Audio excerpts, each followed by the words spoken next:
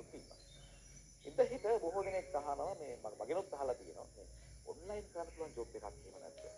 Online කරන job එකක් හොයලා දෙන්න බැරිද? ගෙදර තියෙන කාල වේලාවෙන් අමතර වේලාවක් තරම් කරන්න පුළුවන් ජොබ් එකක් හොයලා දෙන්න බැරිද? සමහරවිට එකවරම එහෙම අදහසක් කොහොමද එන්නේ කාලඟ දෙන ජොබ් කාලඟ තියෙන අදහසක් අපිට එන්නේ නැහැ. අද දවස ඔබට හරි වැදගත් වෙනවා. ඔබට ඔබේ යාළුවට එළියට මේ පණිවිඩය කියන්න පුළුවන් මේ අවස්ථාව දකින්නවා නම්. ඒ නිසා හොඳ සාවධානව අහන්න. ඔන්න අපි කියන්නේ ඔන්ලයින් රැකියාව ගැන සුබ පණිවිඩයක්. ඒ පණිවිඩය කියන්න හැකියි තියෙනවා ඔබ ගෞරවනීය මහත්වරුන් දෙන්නේ. අපි මුලින්ම හඳුනා ගන්නවා ආචාර්ය මංජුල රණසිංහ මහත්මයා සුබදෑසනක්. සුබදමයි මේ සියල්ලි අපි කියන්නේ මේ සියල්ල සම්බන්ධව ඔබට අදහස් ඉදිරිපත් කරන මේ ආයෝජකයා ඒකම අපිට කියනවා මේ සම්බන්ධව ඉංජිනේරු මට්ටමින් අදහස් දක්වමින් සය සම්බන්ධ ක්‍රියාත්මක වන WMD පරිසුන්දර මහත්මයා. අයිවා.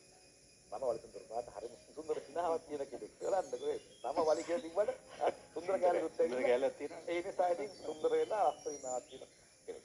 හරි අපි අර මොකද්ද මේ ප්‍රෝකියා කියන්නේ මොකද්ද කියන හඳුන්වා දෙන්න. අතරම ප්‍රෝකියා බොහොම සුදුයි. මේ ප්‍රෝකියා ප්‍රයිවට් ලිමිටඩ් කියලා කියන්නේ තවසෙම 2012 අගභාගයේදී 2017 අංක 7 ධර්ම සමාගම් පනත යටතේ සීමා සහිත පෞද්ගලික සමාගමක් වශයෙන් ලියාපදිංචි වෙන සමාගම. ඒ සමාගමේ යුනිට් 4ක් තමයි ආරම්භය තිබුණේ. කන්ස්ට්‍රක්ෂන්ස් ඒ වගේම ජෙම් ජුවලරි බයි ඇන්ඩ් සෙල් ඒ වගේම ආයුර්වේදික් මෙඩිසින් ඔය පැත්ත සම්බන්ධයෙන් ආරම්භ කරලා ඊට පස්සේ අපි ගිය වසරේ අගභාගයේ වෙනකොට අපි ඔන්ලයින් රැකියා ප්ලැට්ෆෝම් එකක් සංවර්ධනය කළා. ඒ ගොඩාක් අත වශයෙන්ම ජීවිත අත්දැකීම් එක තමයි ඒක ආරම්භ වෙන්නේ. 2005 දී තමයි මම ෆ්‍රීලාන්ස් වලට සම්බන්ධ වෙන්නේ. නමුත් ඒ සම්බන්ධ වෙච්ච කාලෙදී ඒවට ගෙවීම් පිළිබඳව හරියටම රෙස්පොන්සිබල් පර්සන් කෙනෙක් හිටියේ නැහැ. ඉතින් මම කළා සමහරක් අයගෙන් ලැබුණා සමහරක් මේ වෙබ්සයිට් එකෙන් ලැබුණේ නැහැ තතපහක්ව. රැකියාව අපේ රාජකාරී විතරයි ගත්තේ. නමුත් ඒ වගේ වෙනකොට ඒකේ අත්දැකීම් අවුරුදු 10ක තිබුණා.